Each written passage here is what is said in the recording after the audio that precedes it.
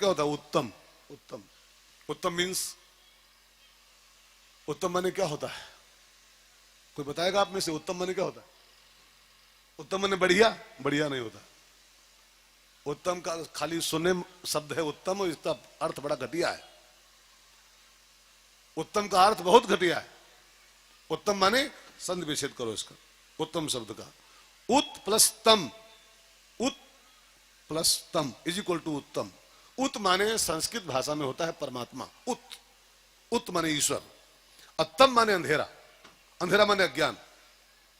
तो उत्तम का बिल्कुल स्पष्ट अर्थ है परमात्मा को न जानना, परमात्मा को समझ में ना आए परमात्मा हमारी, परमात्मा के बारे में अज्ञान रहे हमको, इसको बोलते हैं उत्तम। और ये है सुरुचि का परिणाम। जो खाली खाओ पियो मौज करो में लगे हैं, उनसे पूछो भगवान क्या होता है? अरे भगवान भगवान कुछ नहीं होता है, eat drink and B Mary. भगवान भगवान क्या होता है? भगवान क्या होता है? भगवान भगवान क्या होता है? तो इसी का नाम उत्तम है। ये उत्तम, ये सुरुचि का फल है। अब जिनके जीवन का उद्देश्य खाली ईट ड्रिंक और बी मैरी है, उनसे पूछो राम जी क्या होते हैं, कृष्ण जी क्या होते हैं, ये भागवत क्या होती है, ये रामायण क्या होती है? अरे धरो चूल्हे में अपने, धरो बाड़ में जाए रामायण और भागवत।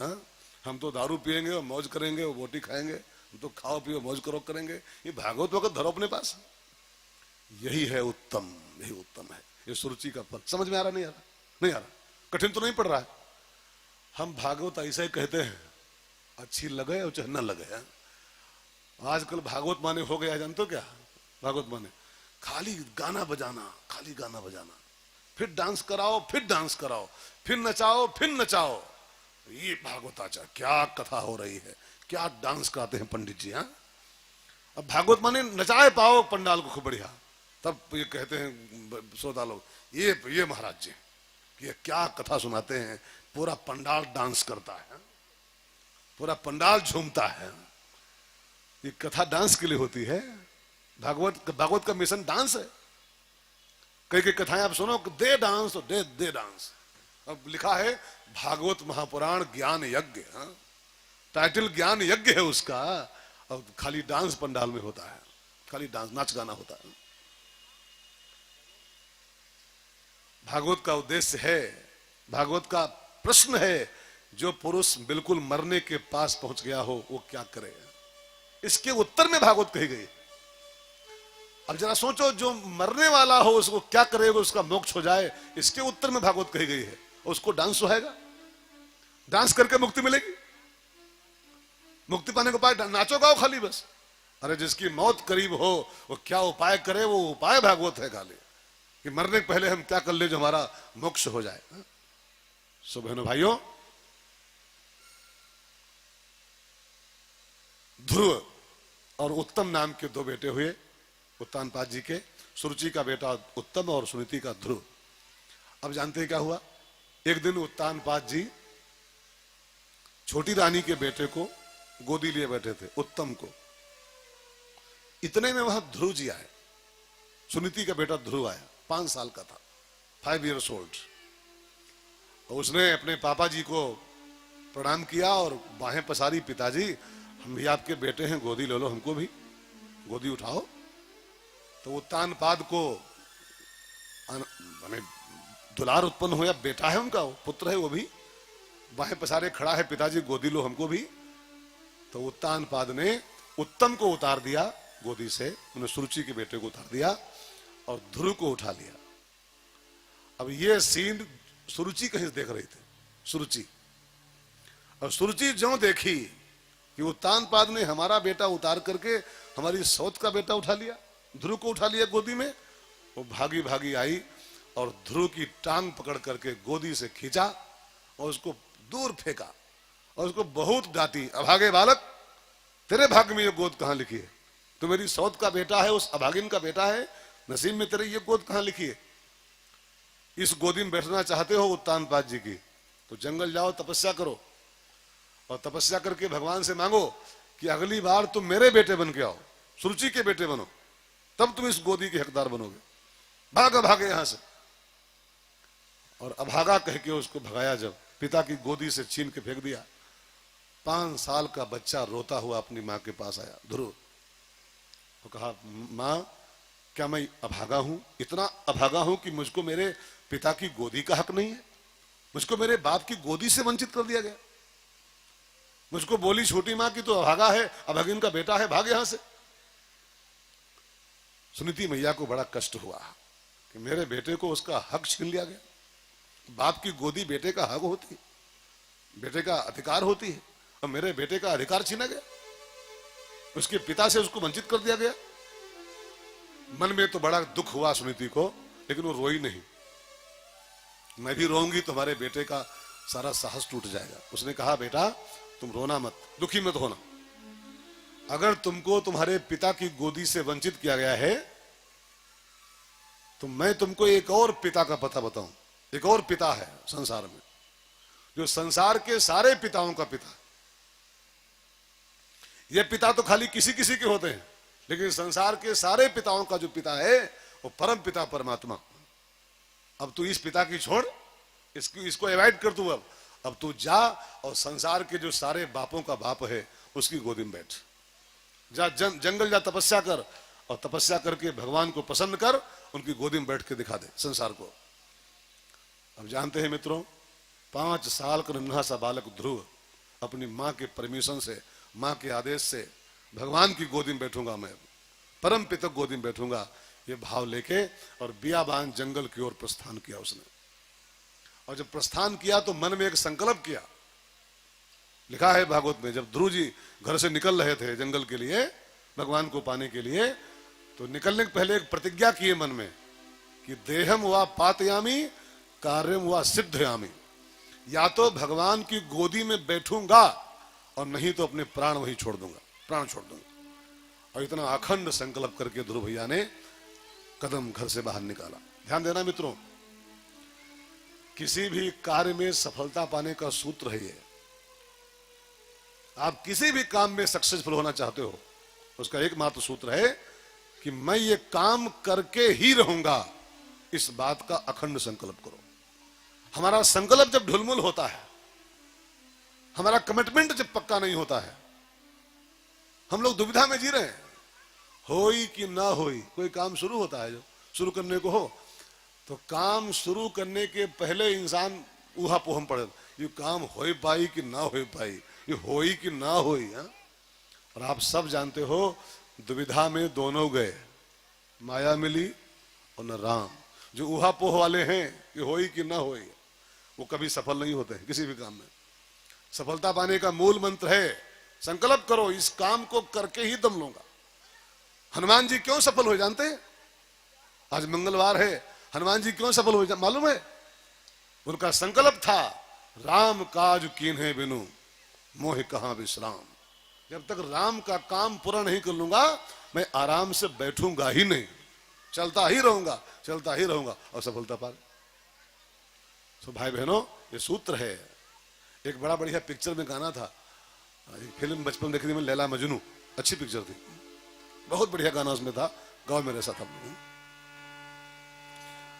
मैं तेरे दर पे आया हूं, कुछ करके जाऊंगा, झोली भर के जाऊंगा या मर के जाऊंगा। मैं तेरे दर पे आया हूं, कुछ करके जाऊंगा, झोली भर के जाऊंगा या मर के जाऊंगा। मैं तेरे दर पे आया हूं। ध्रुव भैया का संकल्प इसी गाने से मैच कर रहा है। देहम व पातयामी कार्यम व सिद्धयामी। झोली भर के जाऊंगा और नहीं तो मर के आऊंगा, दो में से एक काम होना है। और ध्रुव भैया जब चले घर से भगवान को पाने की इच्छा लेकर के, तो रास्ते में उनको नारद जी से भेंट हुई। नारद जी जब जान पाए कि 5 साल का बच्चा ईश्वर को पाने का संकल्प करके जा रहा है, तो नारद जी को लगा बिना गुरु के जा रहा है, पाएगा नहीं। संकल्प इसका मजबूत है, इरादा इसका दृढ़ है, भगवान को पाने की इसकी इच्छा भी प्रबल है, बट विदाउट गुरु जा रहा है। और आप भी भाई बहनों इस बात को कान खोल के सुनना, आप कितना भी मजबूत इरादा आपका ईश्वर को पाने का हो, यदि आप विदाउट गुरु हो, पा नहीं सकते हो। ईश्वर को पाने का रास्ता वाया गुरु निकलता है, वाया गुरु। अगर गुरु आपके जीवन में नहीं है तो ईश्वर को पाने का कोई रास्ता थ्रू नहीं है।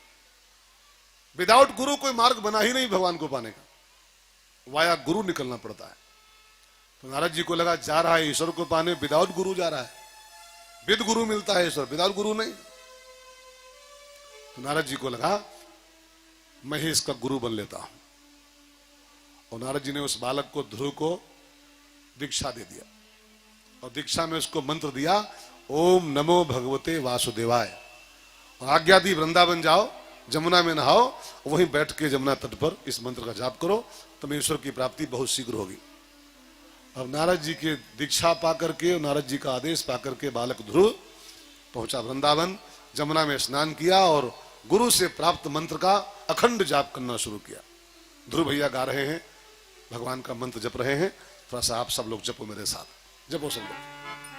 ओम नमो भगवते वासुदेवाय, ओम नमो भगवते वासुदेवाय, ओम नमो भगवते वासुदेवाय, ओम नमो भगवते वासुदेवाय, वासुदेवाय कृष्णचंद्राय, वासुदेवाय कृष्णचंद्राय, वासुदेवाय कृष्णचंद्राय, वासुदेवाय कृष्णचंद्राय, ओम नमो भगवते वासुदेवाय, ओम नमो भगवते वासुदेवाय, ओम नमो भगवते वासुदेवाय, ओम नमो भगवते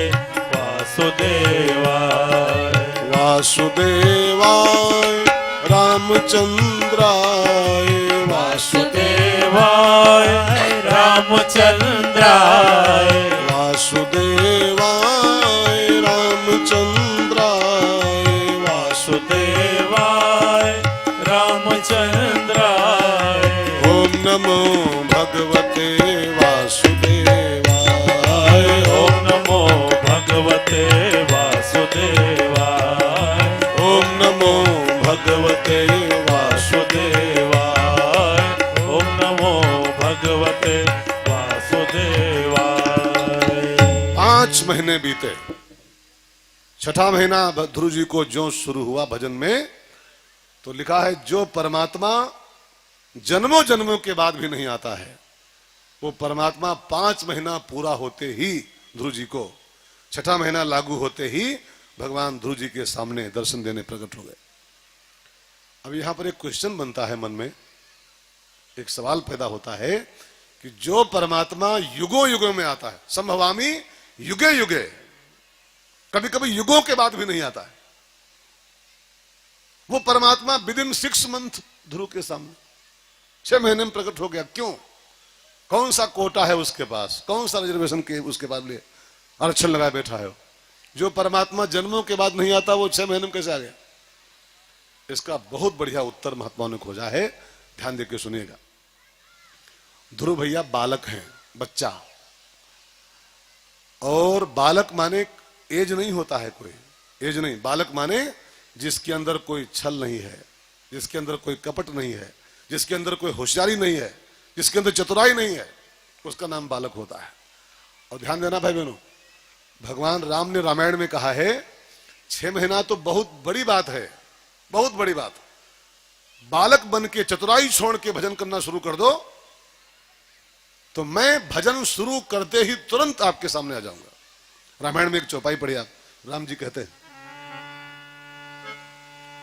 मन क्रम बचन छाड़ी चतुराई, मन क्रम बचन छाड़ी चतुराई, भजत कृपा करी है रघुराई, भजत कृपा करी है रघुराई, मन क्रम बचन छाड़ी चतुराई, मन क्रम बचन छाड़ी चतुराई, भजत कृपा करी ऐ रघुराई भजत कृपा करी ऐ रघुराई।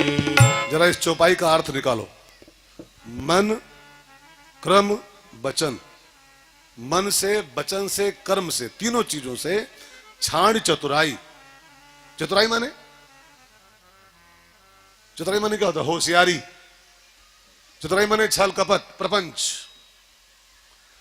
गोस्वामी जी कहते हैं मन से, वचन से, कर्म से चतुराई को छोड़ दो। जो अपनी होशियारी है ना उसको त्याग दो, और होशियारी का त्याग करके भजन जो शुरू करोगे आप, जो, तो गोस्वामी जी कहते हैं भजत, 6 महीना नहीं, भजत कृपा करी है रघुराई। हमारे आपके भजन से राम जी क्यों नहीं राजी हो रहे जानते हैं? भजन तो आप करते हो, हम भी करते हैं, लेकिन राम क्यों नहीं मिल रहे? क्यों नहीं मिल रहे? हम लोग इतना प्रपंच से लैस हैं, इतना छल कपट से ठूस ठूस के भरे हुए हैं, होशियारी इतनी अंदर भरी हुई है कि आला माला जो करते हो वो सब वहां पहुंच नहीं पा रहा है। मन, इसको खाली सुनना मत, ये सब मंत्र हैं, शास्त्रों के मंत्र, उपाय। मन, कर्म, वचन से चतुराई छोड़ो पहले, बिल्कुल निर्मल मन, सरल मन बनाओ पहले। तब राम जी रामायण में कहते हैं निर्मल मन जन सो मोहि पावा, मुझे पा सकता है। बुद्धिमानी के साथ राम राम करोगे, छल कपट के साथ मंदिर जाओगे तो खाली वो पत्थरा भले पूज आओ, कुछ हाथ नहीं आने वाला, खाली पत्थर पूज के आओगे सिर्फ। भगवान को पाना है तो देखो, मंदिर में आप भी पूजते हो मूर्ति को, और सीता मैया पूजी थी, वही मंदिर वही मूर्ति। अरे सीता तो मान लो त्रेता की बात थी, अभी आप कलयुग की बात सुनो। राम कृष्ण परमहंस कलकत्ता की काली दक्षिणेश्वर की, वो मंदिर वही का वही अभी वहां पर है, मूर्ति वही की वही है, वही मंदिर वही मूर्ति है जिटिस। लेकिन लिखा है जब राम कृष्ण पूजा करते थे तो वही मूर्ति उनका धरा हुआ भोग प्रत्यक्ष खाती थी। काली माता और रामकृष्ण की घंटों घंटों बातचीत होती थी, मूर्ति उससे बतियाती थी। मंदिर वही है, मूर्ति वही है, पुजारी उससे अच्छे अच्छे अब लगे हुए हैं, उनसे विद्वान पुजारी वहां काम कर रहे हैं। मूर्ति बोलती है, बोल रही है, क्यों बोलना बंद कर दिया उसने? क्यों बोलना बंद कर दिया? जब वही मंदिर वही मूर्ति है और उनसे विद्वान पुजारी ये पूजा कर रहे हैं, आचार्य शास्त्री, वो तो पागल थे आधे, एक से एक आचार्य वहां गणा नाम तो पढ़ रहे हैं, अब मूर्ति का नहीं बोलती। उत्तर खोजो इसका। मन, क्रम, वचन, छाण चतुराई, भजत कृपा करी रघुराई। होशियारी के साथ भजन, कृपा कभी नहीं मिलने वाली। चतुराई को डाल दो चूल्हे में, और चतुराई को चूल्हे में डाल के तब मंदिर जाओ, मूर्ति आज बोल सकती, आजो बोल सकती।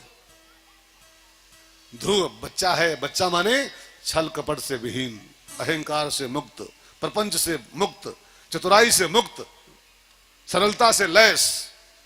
और ऐसा भक्त बन जाओ आज भी आप, तो 6 महीना काफी भगवान को पाने के लिए। भगवान ने दर्शन दिया, ध्रुव जी को गोदी उठाया, और फिर एक आदेश किया ध्रुव जी को भगवान ने कि भैया तुम्हारी इच्छा थी ईश्वर की गोदी में बैठना, प्रभु गोदी में बैठना, मैंने आपकी इच्छा पूरी कर दिया, मेरी गोदी में बैठे हो, अब मेरी इच्छा एक तुम पूरी करो। और क्या आपकी क्या आज्ञा है? कि मेरी इच्छा ये है घर लौट जाओ और जाके गद्दी संभालो, शादी वादी करो, और संसार के जो फर्ज है उनको पूरा करो पहले। ध्यान देना मित्रों, इस संसार में इंसान जो पैदा होता है उसके कंधे पर कुछ फर्ज पड़ जाते हैं, कुछ फर्ज, और जिसने अपने फर्जों से मुंह मोड़ा, कर्तव्यों से, मैंने कहीं पढ़ा था कि 3 चीजों की हमेशा याद रखनी चाहिए, कर्ज, फर्ज और मर्ज। कर्ज को भूले तो इतना ब्याज चढ़ जाएगा कि बिक जाओगे आप, और फर्ज को भूले तो आपका मोक्ष कैंसिल हो जाएगा, और मर्ज को भूले तो जल्दी मौत आ जाएगी, जल्दी ही, जल्दी मरना पड़ जाएगा समय के पहले ही। तो इस संसार में आने के बाद कोई ड्यूटी होती, कोई लायबिलिटी इंसान की होती है, तो जाओ, वापस लौट जाओ, शादी करो, संसार की जो ड्यूटी है उसको निभाओ, राज्य करो बढ़िया सा, और जब चौथापन तुम्हारा आएगा तब मैं तुमको परम धाम बुलाऊंगा और ध्रुव तारा बना के चमकाऊंगा। अब जानते हैं भाई बहनों, भगवान के आदेशानुसार ध्रुव भैया वापस घर आए हैं। उत्तानपाद ने ध्रुव का स्वागत किया, राजगद्दी सौंप दिया। उत्तानपाद चले गए जंगल को तपस्या करने के लिए और ध्रुव भैया का राज्य शुरू हुआ। राजा बनने के बाद ध्रुव ने 2 शादियां किया, 2 विवाह किए। एक का नाम था भ्रमी और एक का नाम था इला। भ्रमी से 2 बेटे हुए ध्रुव के, कल्प और वत्सर। और इला से बेटा एक हुआ, उसका नाम था उत्कल। 36,000 साल ध्रुव जी ने इस संसार का राज्य किया। साल 2 साल नहीं, 36,000 साल तक। और जब चौथापन उनका आया तब राजगद्दी अपने बेटे उत्कल को सौंप दी और चले गए जंगल। भगवान ने विमान भेज के उनको बुला लिया परम धाम और ध्रुव तारा बना के उनको संसार में चमका दिया। ध्रुव भैया जब तक यहां रहे, यहां की खूब मौज किए और यहां से गए तो वहां भी चमचमा रहे, वहां भी मौज कर रहे हैं। इसका मतलब क्या है? ये कथा खाली स्टोरी नहीं है, एक कथा एक संदेश दे रही है। जो इस मानव जीवन को पाने के बाद हरि को भज लेता है, भगवान को भजता है, तो भगवान को भजने वाला जब तक यहां रहता है तो यहां की मौज करता है, और जब यहां से जाता है तो वहां की मौज करता है। अगर आपको यहां और वहां, देखो खाली यहां की चिंता मत करो, यहां कई साल आप रह पाओगे? लाख च्यवनप्राश खाओ और 3 टाइम खाओ, 3 टाइम, और डेका डोरा बोलिन लगवाओ 3 महीना बाद, हाँ? लेकिन यहां कई साल रह पाओगे? 60 साल, 70 साल, बहुत 80 साल, बहुत 80 साल। वो 90 ख्वाब मत देखना आप, 90-100 वाले, वो दिन जमाना चले गए, जमाना गए 100 साल वाले। अब 100 साल कोई रियर जीता है, रियर, जो खूब दूध घी खाया है जवानी में, बचपन में संयम नियम से रहा है, वही कोई 100 छू पाता है। अब 70-80 मर रहा आदमी। सोचो 70-80 साल ही यहां रहना दुनिया में है और उसकी इतनी परवाह किए बैठे हो सुखी होने के लिए। वहां जाने के बाद तो बहुत लंबा जीवन होता है, वहां भी सुखी रहना है। अगर यहां भी सुखी और वहां भी सुखी, तो उसका एक ही उपाय है, मानव जीवन पाने के बाद खूब हरि को भजो, खूब हरि को भजो। ध्रुव की तरह भगवान को भज लो, यहां भी मौज करोगे और जाओगे तो वहां भी मौज करोगे। और जो भगवान को नहीं भजते हैं तो यहां तो मौज को है ही नहीं, यहां तो इंसान खाली भूल में जी रहा है। वो रेगिस्तान में होता है ना मृग, हो राजस्थान में बालू के मैदान होते हैं बड़े बड़े, और उसी में प्यासा मृग आता है और बालू के टीले चमकते हैं धूप में, बालू का टीला होता है और चमकता है, लगता है तलिया भरी है, तालाब भरा है वहां पर, और दौड़ता है उसी में, वो तालाब भरा है। और जाके देखता है तो खाली वो टीला है, बालू का चमक रहा है खाली धूप में। तो आगे देखता है अब पानी कहाँ है, आगे फिर टीला दिखाई पड़ता है, वो पानी भरा है, फिर भागता है, वहां भी टीला। ध्यान देना मित्रों, इस संसार में सुख है नहीं। हम और आप उस रेगिस्तान के मृग की तरह धोखे में जी रहे हैं, खाली धोखे में जी रहे हैं। कई लोग कहते हैं शादी हो जाए तो सुख मिले, जिनकी नहीं हुई है, जो कुंवारे हैं भी, उनसे पूछो मौज कायम है, सुख किसमें है? बस बिहार हो जाए फिर मौजे मौज है, मौजे मौज है। अब देखो ध्यान देकर सुनिएगा, इस संसार में सब दुखी दुखी हैं, सब दुखी। लड़का कुंवारा था वो भी दुखी था, अब उसकी इच्छा थी बीबी आओ तो सुखी हो जाए, अब बीबी दुखी, वो ऑलरेडी दुखी पहले से हो। अब एक दुखी वो था, एक दुखी वो आके मिल गई उसी में। अब उम्मीद थी कि बीबी आई सुख मिलेगा, और पहले दुखी हम थे और एक दुखी और मिल गया के, तो दुख स्क्वायर हो गया, दुख स्क्वायर। वो लगता है कि ब्याह हो तो मौज है, जिनका होगा उनसे पूछो क्या हाल है, जिनका भाव उनसे पूछो क्या हाल चल भैया। और जब विवाह के बाद नहीं मौज आती है, 2-4 दिन मौज आती है, फिर लफड़ा, तभी इंसान एक लड़का हो जाए तो मजा आ जाए, एक बेटा हो जाए सुख है फिर। अब बेटा भाव बहुत दुखी, बहुत दुखी, तो दुख के ऊपर क्यूब लग गया, क्यूब। अब बस हमारा आपका यही हाल है, यू हो जाए तो सुख मिले, वो हो जाए तो। यहां सुख नहीं है यार, नहीं है। यहां विजय माल्या नहीं सुखी है, यहां नरेंद्र मोदी नहीं सुखी है, तो आप सुखी कैसे हो सकते हो यार? इस संसार में सुखी कोई है ही नहीं, है ही नहीं। आप कोई नाम लेके बताओ हमको, कोई सुखी बताओ। अच्छा आपको लगता होगा विजय माल्या सुखी है, अंबानी सुखी है, अंबानी सुखी है? अंबानी जो बीत रही है ना, जो बीत रही है, आप पर जो बीत जाए तो 3 दिन में आपको अटैक पड़ जाएगा, 3 दिन में मर जाओगे। लगता है मोदी सुखी है, मोदी जो झेल रहा है ना उतना आप 1 घंटे झेल नहीं पाओगे, 1 घंटे में अटैक पड़ जाएगा, आपको मुक्ति पद पहुंच जाओगे जो झेल ले रहा है। वो खाली दूर के ढोल सुहाने, अरे अंबानी क्या, अंबानी तो मौज कर रहे हैं, अरे अडानी क्या, अरे माल्या क्या, माल्या अगर सुखी होता क्या भागा घूम रहा है? अगर माल्या को सुख होता, जहाज उसके 500 खड़े हैं, 500 जहाज, उसकी कंपनियां दारू की सब बंद पड़ी हैं और वो भागा घूम रहा है। अगर पैसे में सुख होता तो माल्या भाग रहा होता। ये खाली आपकी भूल है कि इसमें सुख उसमें सुख, संसार में सुख तो है ही नहीं। यहां तो दुखी दुखी जीना है, यहां से जाने के बाद भी दुखी होना चाहते हो तो भजन न करो। भजन करोगे तो यहां भी मौज है। हम लोग मैं बड़ाई नहीं कर रहा हूं, लेकिन जो मौज हम लोग ले रहे हैं जीवन में, बड़े बड़े अरबपति और खरबपति भी, मैं दावा चैलेंज कर रहा हूं, चैलेंज आपको, बड़े बड़े अरब और खरबपति भी जो जिंदगी का मौज हम लोग ले रहे हैं नहीं पा सकते हैं। बड़े बड़े अरबपति लोग नहीं पा सकते हैं। जो सुख हमसे उठा रहे हैं जीवन का, आप कभी नहीं पा सकते। पा सकते हो, शर्त है भजन करो। तो भजन करो, भजन करोगे तब यहां भी मौज है और वहां भी मौज है। बिना भजे न यहां मौज न वहां मौज। इसलिए ध्रुव की कथा यही कहना चाहती है, यहां का भी राज करना चाहते हो, यहां से जाके वहां भी चमचमाना चाहते हो, जैसे मैंने भगवान को भजा है, आप भी भजो। भजोगे तब मौज पाओगे। सुबह शाम, दिन भर नहीं, दिन भर तो पागल हो जाओगे। सुबह शाम हरि सुमिरन कर ले, सुबह शाम हरि सुमिरन कर ले, मुक्ति का प्यारे तू जतन कर ले, मुक्ति का प्यारे तू जतन कर ले। रोज थोड़ा थोड़ा हरि का भजन कर ले, और रोज थोड़ा थोड़ा हरि का भजन कर ले, रोज थोड़ा थोड़ा हरि का भजन कर ले। हरि को भजे तो हरि मय हो, हरि को भजे तो हरिमय हो जाएगा।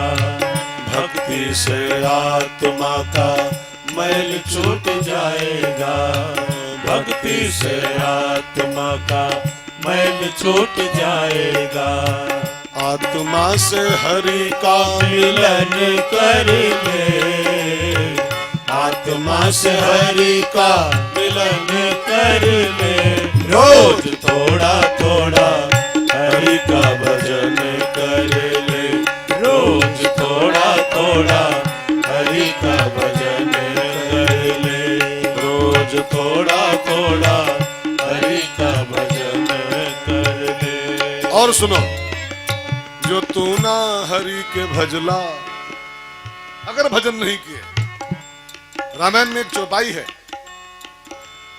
हानि न यही सम जग कछु भाई। समझिए तुलसी के शब्दों को, हानि न यही सम जग कछु भाई, भजिए न राम ही नर तनु पाई। मनुष्य का चोला पाए और भगवान का भजन नहीं किए, इससे बड़ा घाटा संसार में कोई है ही नहीं, है ही नहीं। फैक्ट्री ध्वस्त हो जाए, घर लुट जाए, दुकान बैठ जाए, नौकरी छूट जाए, लड़का बच्चा मर जाए, बीबी मर जाए, घाटे ये भी हैं, ये भी सब नुकसान ही है। लेकिन दुनिया का सबसे बड़ा नुकसान है कि मानव का चोला पाए और हरि को नहीं भजे। हानि न यही सम जग कछु भाई। इसलिए जो तू ना हरि के भजला, जो तू ना हरि के भजला, ना भजला सीताराम के, इतना बतादा ये दहिया कौना काम के, इतना बतादा ये दहिया कौन काम के। जो तू ना हरि के भजला, जो तू ना हरि के भजला, ना भजला सीताराम के, इतना बतादा ये दहिया कौन काम के, इतना बतादा ये दहिया भजन में सबरी दीवानी राम भजन में सबरी दीवानी सबरी दीवानी भैली भिलनी दीवानी सबरी दीवानी भैले भिलनी दीवानी जब जूठे बेर खिया के हाँ जब झूठे पैर किया के और बस में कैले राम के इतना बताता दहिया को ना काम के इतना बताता दहिया को ना काम के जो तू ना हरि के भजला जो तू ना हरि के भजला ना भजला सीताराम के इतना